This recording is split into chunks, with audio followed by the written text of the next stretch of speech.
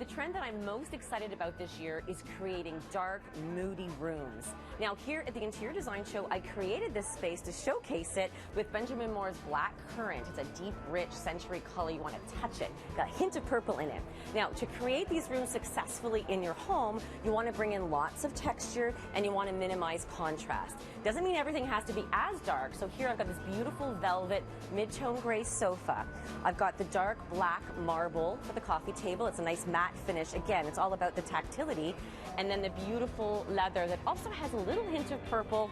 But you want to finish that off with a touch of contrast, and I find the best place to put that is on the rug. So this Second Life rug has a little bit of gray, so you've got a hint of contrast, but everything just blends beautifully. Well, definitely dark colors bring drama and character, but it's not quite as simple as painting your walls and crossing your fingers.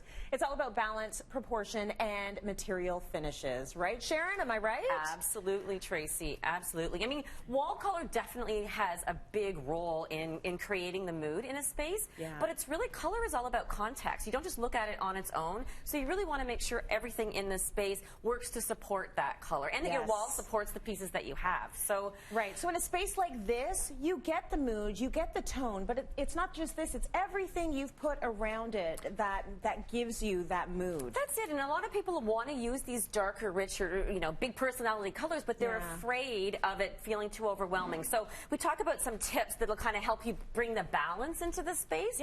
So first thing is choosing the wall color. And I always like to say, don't pick your wall color in isolation. Pick it based on something in this space so that it's connected, so that it feels belong. Yes. Right? You want the belonging. So this rug, I absolutely love the Second Life rug, and there's actually a lot of blue in it. So it has a lot of color in it. So, a navy or a teal would look awesome, but I wanted to get that real deep saturated color that's just in there, that warmer sort of golden color on the wall. Because it doesn't have to be matchy-matchy. You don't have to match it exactly. So I went with artichoke, which is really deep, almost blacky green. And it's not like we're seeing a lot of these more saturated colors, which can feel almost historic. But it's all about how you mix things in. So you want to pick everything with intention. So we've got our rug, we've picked our color. There's lots of different variations in that. It's not super dark. But overall, we want things to lean more towards that dark wall color to get that moody feeling. Yes. So again, I picked this. It's sort of a heavy color. It's a very similar color. This sort of my little fuzzy friend. This is what my hair looks like on the weekends. I was sitting here trying to brush it. You want a nice heavy piece like that leans and references the wall color.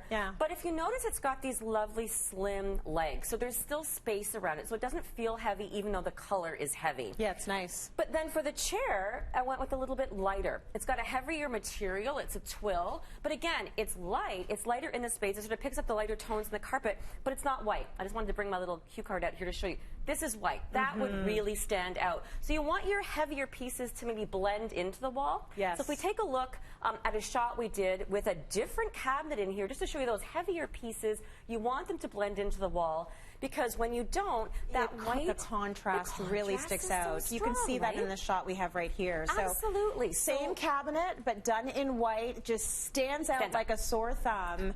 And that's not what you want. So especially those pieces against the wall, paint it if it's something that you already own. You don't want to buy new, or pick things that are darker and have your lighter things sort of in the foreground. Right. Now, sheen also makes a big difference when it comes to how your eye detects contrast.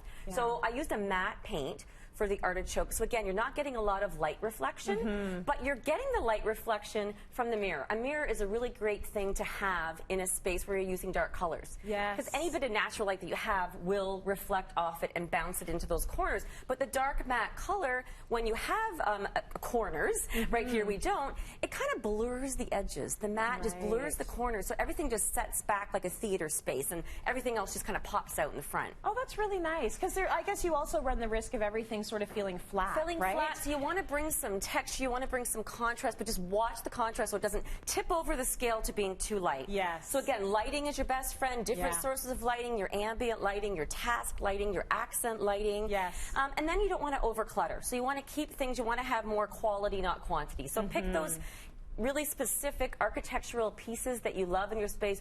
Don't overdo it. Use the cabinet. Hide things. Right. I agree. Okay. Yes. Know who you are. Know who if you you're are. the person that can't do this, like, put everything away behind a door.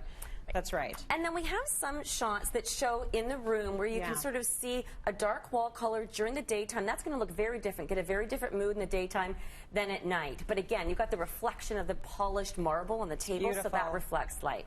And then again, another 2 shots where it's very different, very neutral on one side. We've got the dark gray, the trim is gray, and then the sofa is casual, and it sort of pops out again.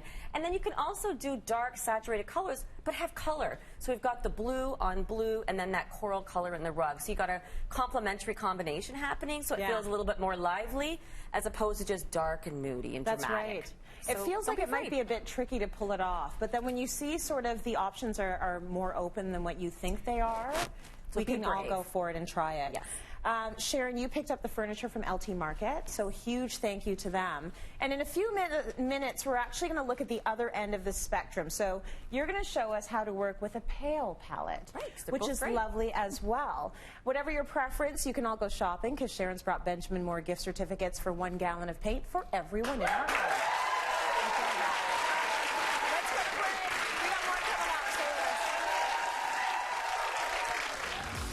Coming up.